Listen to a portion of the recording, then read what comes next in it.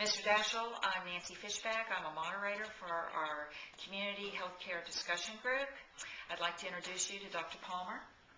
I'm Dr. Olivia Palmer. I have been in the private practice of dentistry for over 26 years.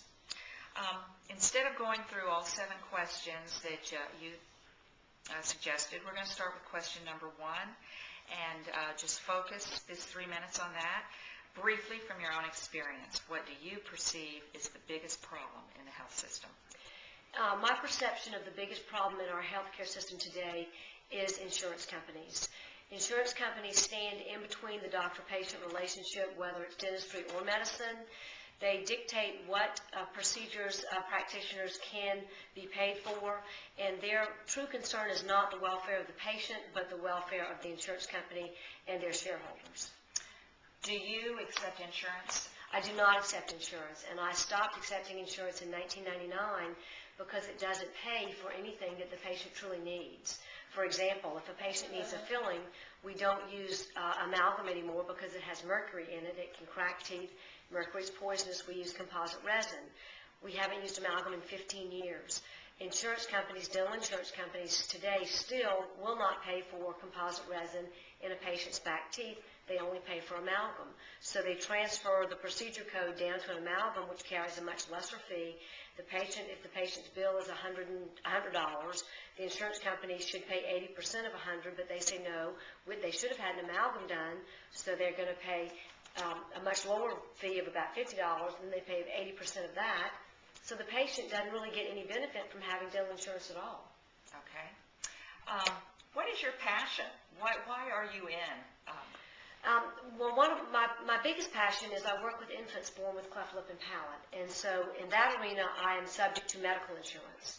And I had a baby that was born earlier in the year, and we made an appliance so this baby could eat and mold this baby's nose so that he can look and function normally in society as he grows older and be a productive member of the community.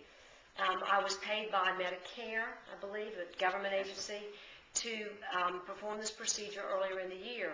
Well, babies grow very quickly, and so you have to change these operators out and make new operators as these babies grow.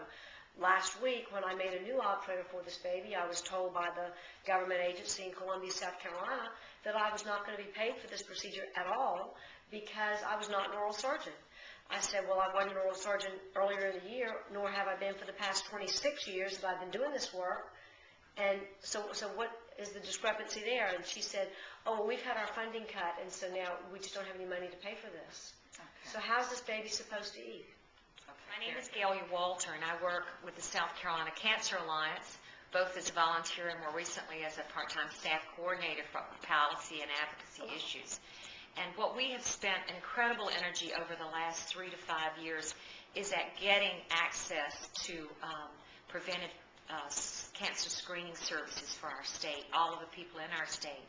And I think there are so many effective tools that we need to use to cut both the loss of lives and the cost of health care in South Carolina, including colorectal cancer screening, mammographies, pap smears, oral and dental and skin cancers. All of these are issues that we can do a better job at. And thank you for the opportunity.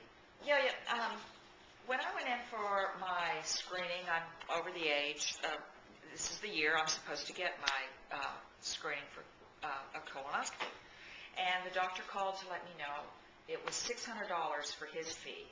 That did not include anesthesia, and it did not include the facility charge.